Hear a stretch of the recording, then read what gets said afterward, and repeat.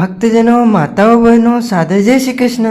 यदि आप श्री कृष्ण जन्माष्टमी का व्रत करना चाहते हैं तो आपको व्रत आरंभ करने से पहले इस वीडियो को पूरा देखना चाहिए, जिससे आपको यह पता लगेगा कि आपको इस बार जन्माष्टमी का व्रत कब रखना है, किस विधि से रखना है, व्रत कैसे करना चाहिए तथा श्री कृष्ण जन्माष्टमी में कौन कौन से नियमों का पालन करना चाहिए। जन्माष्टमी व्रत से संबंधित संपूर्ण जानकारी, शास्त्रोक्त जानकारी इस वीडियो के माध्यम से हम आपको प्रदान करेंगे। भगवान श्री कृष्ण का प्रागट्य आज से ठीक 5250 वर्ष पहले द्वापर युग में भाद्रपद मास के कृष्ण पक्ष की अष्टमी तिथि बुधवार को रोहिणी नक्षत्र में, जब चंद्रमा अपनी उच्च राशि वृषभ में और सूर्य अपनी स्वराशि सिंह में थे, ऐसे शुभ समय में मध्य रात्रि ठीक 12 बजे मथुरा नगरी में भगवान श्री कृष्ण प्रकट हुए थे।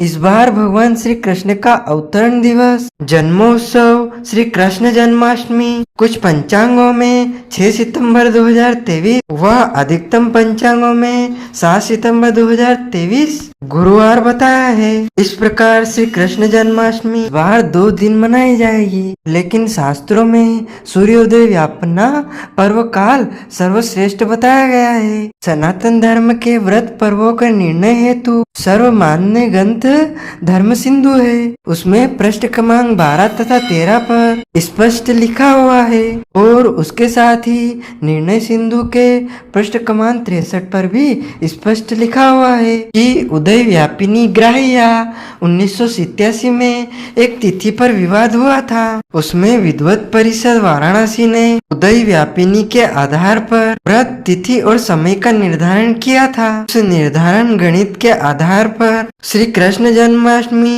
सूर्योदय में अष्टमी तिथि व सूर्योदय में रोहिणी नक्षत्र जन्माष्टमी 7 सितंबर 2023 गुरुवार के दिन ही मनाई जाएगी। 6 सितंबर को कुछ ऐसे संयोग निर्मित हो रहे हैं जो कि द्वापर युग जैसे संयोग बन रहे हैं। इस बार अष्टमी तिथि का आरंभ 6 सितंबर 2023 शाम को 7:48 पर हो जाएगा। इसी दिन रोहिणी नक्षत्र अष्टमी तिथि बुधवार एवं सूर्यदेव अपनी स्वराशि सिंह राशि में, चंद्रमा अपनी उच्च राशि वृषभ में होंगे और अष्टमी तिथि का समापन 7 अगस्त 2023 7:40 पर अष्टमी तिथि समाप्त हो जाएगी। 7 सितंबर 2023 अष्टमी तिथि सूर्योदय के समय रहने से संपूर्ण दिन तथा रात मानी जाएगी और भगवान श्री कृष्ण का प्रागट्य का जो नक्षत्र है रोहिणी नक्षत्र, उसका प्रागट्य 6 सितंबर 2023 दोपहर 2:28 से होगा, जो कि अगले दिन यानी 7 सितंबर 2023 को दोपहर 2:55 पर रोहिणी नक्षत्र समाप्त हो जाएगा। इस प्रकार प्रभु श्री कृष्ण का अवतरण दिवस जन्माष्टमी, श्री कृष्ण जन्मोत्सव, भगवान श्री कृष्ण का प्रागट्य उत्सव इस वर्ष 7 सितंबर 2023 को ही मनाया जाएगा। पौराणिक धर्म ग्रंथों में भगवान श्री विष्णु ने पृथ्वी को पापों से मुक्त करने हेतु भगवान श्री कृष्ण के रूप में पूर्ण अंश से अवतार लिया था।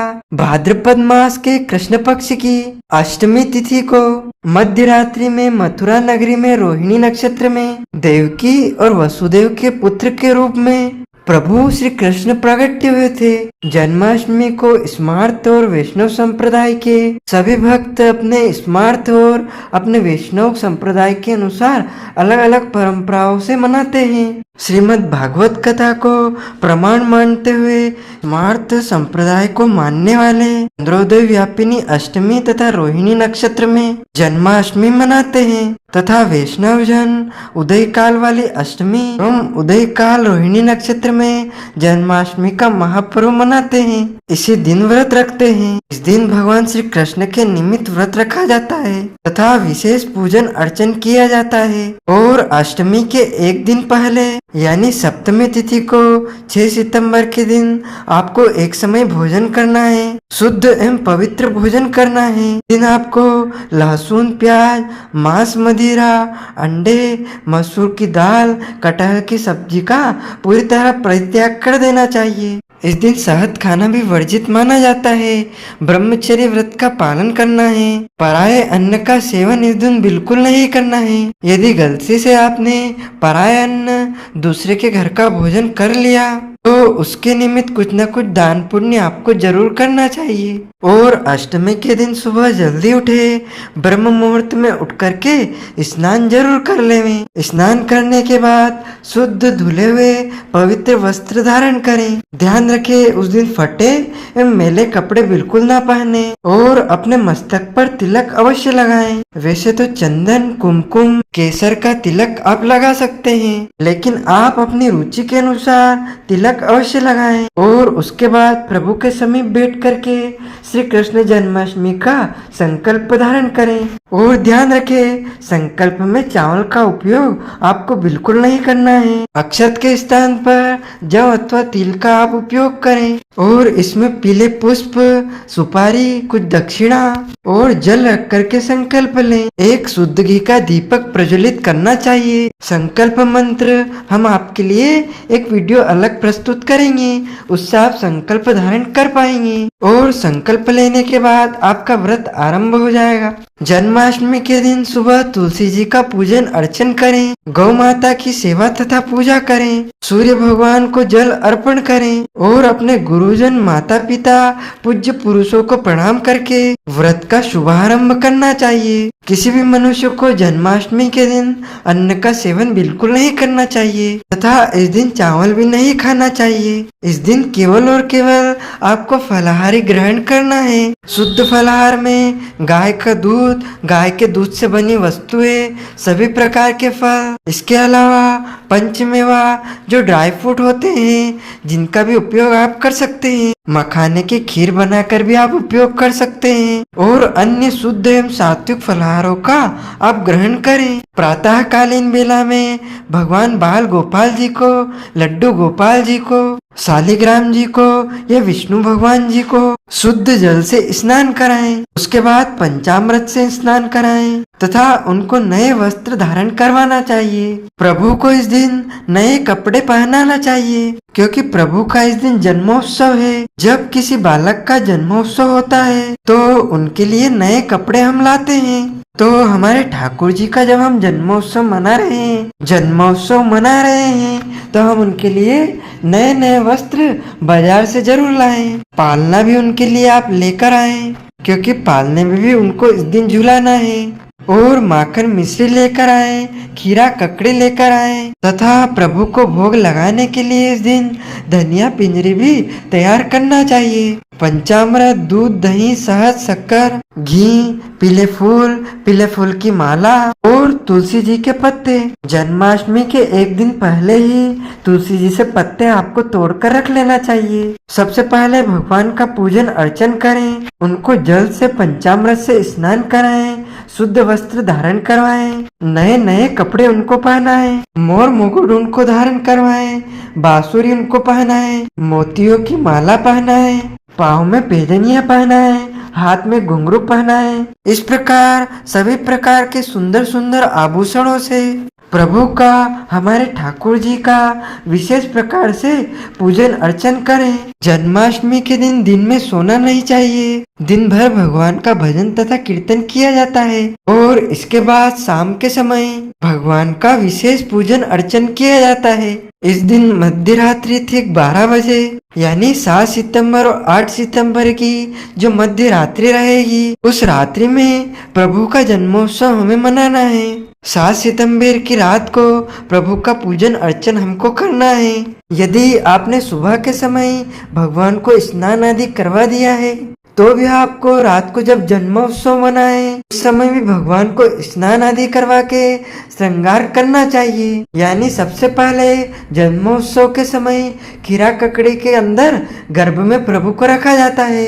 खीरा ककड़ी एक प्रकार से गर्भ का स्वरूप माना गया है और उसमें बाल गोपाल जी को रखना चाहिए। और उसके बाद मध्य रात्रि ठीक 12 बजे प्रभु को बाहर निकालें और बाहर निकालने के बाद शुद्ध पवित्र जल से स्नान करवाएं। यदि आपके पास उपलब्ध हो तो यमुना जी के जल से इस दिन स्नान करवाना चाहिए। यदि नहीं है तो सादे जल में यमुना जी का स्मरण करके प्रभु को स्नान करवाना चाहिए। फिर भगवान को दूध, दही, शहद, शक्कर, घी, पंचामृत से स्नान कराएं, शुद्ध जल से स्नान कराएं, पित्र के जल से स्नान कराएं, गुलाब जल से स्नान कराएं, चंदन के जल से स्नान करवाना चाहिए और उसके बाद प्रभु को नए नए कपड़े धारण करवाना चाहिए। यदि आपने सुबह के समय नए वस्त्र धारण करवाए हैं तो पुनः उन्हीं वस्त्रों को, उन्हीं श्रृंगार को आप धारण करवा सकते हैं। और यदि आप चाहें तो पुनः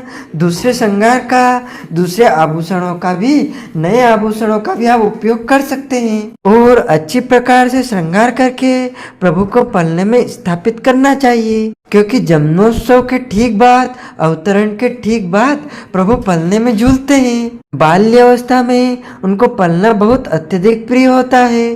पलने में उनको बैठा करके झूला झुलवाएं और झुलाने के बाद उसी झूले में प्रभु की आरती उतारना चाहिए। आरती के पहले भगवान को भोग लगाएं, खीरा ककड़ी का भोग लगाएं, फलों और अन्य सभी प्रकार के फलों का आप भोग लगाएं तथा धनिया पंजरी का विशेष प्रकार से भोग लगाया जाता है। आपको इस दिन माखन मिश्री का भी भोग लगाना चाहिए और अन्य प्रकार के मेवा मिष्ठान का प्रभु को भोग लगाना चाहिए। आरती करके सभी परिवारजनों को, सभी सगे संबंधियों को, सभी मिलने जुलने वालों को, पड़ोसियों को प्रसाद वितरण किया जाता है। कई जगह पर इस दिन मटकी फोड़ के भी भव्य आयोजन होते हैं और भजन कीर्तन के साथ में प्रभु का, ठाकुर जी का धूमधाम से जन्मोत्सव मनाया जाता है। लेकिन ध्यान रखें, किसी भी परिस्थिति में आपको जन्मोत्सव के बाद भोजन नहीं करना है। कई लोग क्या करते हैं कि प्रभु का जैसे ही जन्मोत्सव हो जाता है वैसे ही अन्न का सेवन कर लेते हैं, यानी भोजन ग्रहण कर लेते हैं। यह तरीका बिल्कुल गलत है। इससे उनका जन्माष्टमी का व्रत अधूरा माना जाएगा, यानी कि व्रत भंग माना जाएगा। तो यदि आप अधूरा पुण्य प्राप्त करना चाहते हैं तो आप जरूर भोजन कर सकते हैं, लेकिन आपको जन्माष्टमी का पूरा पूरा पुण्य प्राप्त करना है तो आप अन्न का सेवन बिल्कुल ना करें। यानी आपका व्रत जन्माष्टमी के ब्रह्म मुहूर्त से ही, प्रातः काल से ही आरंभ हो चुका है। आप फल और फलाहारी वस्तु 1 बार, 2 बार, 3 बार ले सकते हैं, चाहे काफी भी आप ग्रहण कर सकते हैं, लेकिन आपको अन्न का सेवन बिल्कुल नहीं करना है। अगले दिन सुबह यानी सूर्योदय जब होगा, यानी 8 सितंबर को आपको पारणा करना है। 8 सितंबर 2023 को जो पारणा का शुभ मुहूर्त रहेगा, यानी व्रत खोलने का जो शुभ समय रहेगा, वह सुबह 6:24 से लेकर के 8:24 तक का समय रहेगा। इस दौरान आप प्रभु का एक बार पुनः पूजन अर्चन करें। पूजन अर्चन करने के बाद जिस प्रकार हम एकादशी व्रत का पारणा करते हैं, उसी प्रकार श्री कृष्ण जन्माष्टमी व्रत का भी पारणा करना चाहिए। पारणा करते समय ब्राह्मण को भोजन करवाने का विधान है। भोजन नहीं करवा सकते हैं तो अन्नदान दे सकते हैं। अन्नदान नहीं दे सकते हैं तो ब्राह्मण भोजन के निमित्त नगद राशि भी आप प्रदान करके ब्राह्मण भोजन का पुण्य लाभ प्राप्त कर सकते हैं। और आपको जन्माष्टमी के दिन गलती से भी लहसुन, प्याज, मांस, मदिरा या चावल का उपयोग बिल्कुल नहीं करना चाहिए। इस दिन आपको दाढ़ी कटिंग नहीं करवाना है, शेविंग नहीं करवाना है। जन्माष्टमी के दिन लड़ाई झगड़े, वाद विवाद, क्रोध बिल्कुल भी ना करें और किसी भी व्यक्ति का अपमान अथवा अनादर आपको बिल्कुल भी नहीं करना चाहिए। यदि जन्माष्टमी के दिन आपके घर पर याचक, भिखारी या जरूरतमंद व्यक्ति आते हैं तो उनको खाली हाथ नहीं लौटाना चाहिए। उनको कुछ न कुछ अपनी शक्ति एवं सामर्थ्य के अनुसार दान जरूर करना चाहिए। और जो भक्तजन, माताएं बहनें जन्माष्टमी का व्रत रखते हैं, उनको श्री कृष्ण जन्माष्टमी की व्रत कथा भी जरूर सुनना चाहिए। जन्माष्टमी व्रत कथा हमेशा ब्राह्मण के मुख से ही सुनना चाहिए, क्योंकि ब्रह्म वाक्य जनार्दनम। और कथा सुनने के बाद ब्राह्मण देवता को यथाशक्ति दक्षिणा भी अवश्य प्रदान करना चाहिए, जिससे आपको व्रत का पूरा पूरा पुण्य फल प्राप्त हो सकेगा। तो भक्तजनों, माताओं, बहनों, हमने जो ज्ञानवर्धक जानकारी आपको प्रदान की है, इसको अधिक से अधिक शेयर कीजिएगा, लाइक कीजिएगा, कमेंट कीजिएगा। और अभी तक यदि आपने सब्सक्राइब नहीं किया है तो अभी और इसी समय सब्सक्राइब अवश्य कर लीजिएगा, ताकि इसी प्रकार की ज्ञानवर्धक वीडियो आपको सबसे पहले प्राप्त हो सके। आपको और आपके पूरे परिवार को सादर जय श्री कृष्ण, सादर धन्यवाद।